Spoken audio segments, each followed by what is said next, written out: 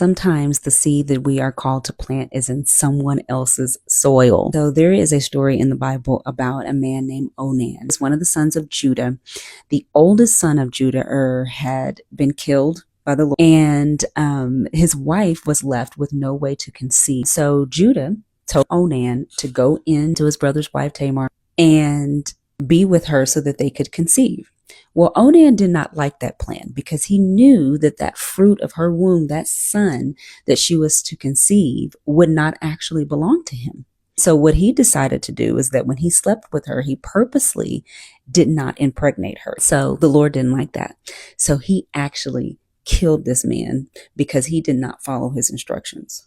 What Onan did not know was that Tamar was actually the one that was chosen to bring in the lineage of Christ. So you never know what purpose of God you are interfering with when you decide to be disobedient, or when you decide to not plant a seed because it's not in your own soil. I'm reminded here of David on the threshing floor of Ornan when he went to purchase that threshing floor, and Ornan told him, hey, you don't have to pay for it. You can have whatever you want. But David said, no, I am going to pay a price for this threshing floor. That threshing floor is actually located on Mount Moriah, where his son Solomon years later ended up building the temple for the Lord. What we see here is seeds being sown for future generations. I think about David often and how he had this whole idea and download for this temple, but the Lord told him, no, you are not going to be the one to build it. It was that, hey, I want you to prepare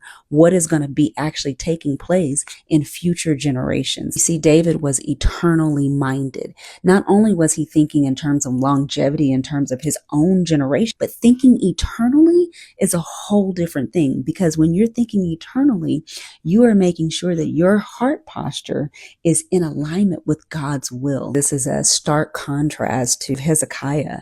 Hezekiah was a man that loved the Lord, but guess what? When he was given a prophetic word that what he had done would actually affect generations, this man basically said, well, I won't be here and I'm good, so I don't care.